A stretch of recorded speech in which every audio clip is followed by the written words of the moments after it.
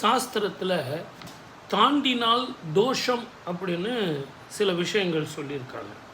அது என்ன அப்படின்னு நம்ம பார்க்கணும். அது நிறைய பேருக்கு தெரியாது. இப்போ கல்யாணத்தில் கூட பார்த்திங்கன்னா பெண்கள் வந்து அப்படியே ஆயாசமாக படுத்துக்கிட்டு இருப்பாங்க. இவங்க பாட்டு தாண்டிக்கிட்டு போயிட்டே இருப்பாங்க. பெண்களை தாண்டக்கூடாது. அது மிகப்பெரிய தவறு. அவங்க தூங்கிட்டு இருந்தாங்கன்னா சுற்றிக்கிட்டு போகணும். அவங்கள தொந்தரவு பண்ணக்கூடாது. அதே மாதிரி ஆழ்ந்த உறக்கத்தில் தூங்கிட்டு இருக்காங்களா இல்லையா, அவங்கள தாண்டி போயினே இருக்கக்கூடாது. இப்போ ஸ்டேஷனில் இதிலெல்லாம் பார்த்தீங்கன்னா, பஸ் ஸ்டாண்ட்லாம் பார்த்தீங்கன்னா பாவம் அவங்க ரொம்ப டயர்டாக தூங்குவாங்க. சுற்றிக்கிட்டு தான் போகணும். கர்ப்பிணிகளை தாண்டக்கூடாது. நாளைக்கு ஏதாவது பிரச்சனை ஆயிடுச்சுன்னா நீங்கள் தவறி விழுந்துட்டிங்கன்னா அதுவே ஒரு இலக்கணம் தானே. அதனால் கர்ப்பிணிகளை தாண்டக்கூடாது. பிறந்த குழந்தைகளையும் துளசி புடவை, அதுலேயும் முகூர்த்த புடவை அவற்றை தாண்டக்கூடாது. அதை வச்சுட்டு அதுக்கு மேலே நீங்கள் தாண்டி போகிறது தவறு. நெற்பயிர் கதிர் வந்து வீட்டில் எடுத்துகிட்டு வந்து வச்சுட்டு அங்கே தான் வச்சுட்டு போவாங்க. அதை தாண்டுறது அப்படிங்கிறது மகாபாவம். நெருப்பை வந்து தாண்டக்கூடாது. ஹோமகுண்டம் அதெல்லாம் தாண்டவே கூடாது. எங்கேயாவது நெருப்பு வந்து அணைச்சி வச்சுருக்காங்க அப்படின்னா அதை தாண்டி ஓடுறதுங்கிறது தவறு. பிணத்தை தாண்டக்கூடாது. இறை மூர்த்தங்களை தாண்டக்கூடாது. அலங்கரித்து வைத்து உள்ள பூக்களை தாண்டக்கூடாது. நிறைய பேர் பூக்கோலெல்லாம் போடுவாங்க. இந்த மாக்கோலம் பூக்கோலம் அதெல்லாம் போடுவாங்க. அதெல்லாம் தாண்டிக்கிட்டு போகிறதுங்கிறது நல்லதில்லை.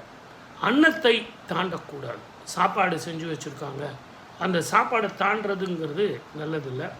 அபிஷேக பொருட்களை தாண்டக்கூடாது. நாக பாத்திரங்களை தாண்டக்கூடாது.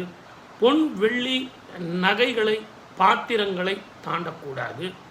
மிக மிக ஜாக்கிரதையாக நம்ம இருக்கணும். இத்தனை விஷயங்களை தாண்டக்கூடாதுன்னு சொல்கிறவங்க குழந்தைகளையும், சின்ன கை குழந்தை இருக்குது இல்லைங்களா, கீழே போட்டுட்டு தாண்டக்கூடாது. அதுவும் மிகப்பெரிய பாவம். ஆக தாண்டக்கூடாத விஷயங்கள் இவ்வளோ இருக்குது. நம்ம எதிர்கால சந்ததிகளுக்கு இதெல்லாம் நீங்கள் புரிய வைக்கணும். அப்போ தான் உங்களை பொறுத்த வரைக்கும் சாந்தமும் சமாதானமும் சந்தோஷமும் கிடைக்கும். இதை தெளிவாக நீங்கள் புரிஞ்சுக்கிட்டு உங்களது நண்பர்கள் உறவினர்கள் அத்தனை பேருக்கும் இதை கமெண்ட் பண்ணுங்கள். கொஞ்சம் பொறுமையாக இதை படித்து பாருங்கள். ஏன்னா 3 நிமிஷத்தில் நான் முடிக்கணும் அப்படின்னு ரொம்ப வேகமாக சொல்லியிருக்கேன். தாண்டக்கூடாத விஷயங்கள் அப்படின்னும்போது கொஞ்சம் நீங்கள் அதை படித்து பார்த்து அதை புரிஞ்சுக்கிட்டு அதை தெரிஞ்சுக்கிட்டு அதுக்கப்புறம் நீங்கள் தெளிவாக செய்யுங்க. தயவு செஞ்சு சப்ஸ்கிரைப் பண்ணுங்கள், ஷேர் பண்ணுங்கள், கமெண்ட் பண்ணுங்கள். ஒவ்வொரு நாளும் காலையிலையும் மாலையிலையும் நான் இந்த மாதிரி விஷயங்கள்லாம் சாஸ்திரங்களில் உள்ளதை நான் உங்களுக்கு சொல்கிறேன். அதையெல்லாம் பாருங்கள். நிறைய நம்ம பேசுவோம். ஓகே, சப்ஸ்கிரைப் பண்ணிட்டீங்களா? ப்ளீஸ் நிறைய பண்ணுங்கள், நம்ம பேசுவோம்.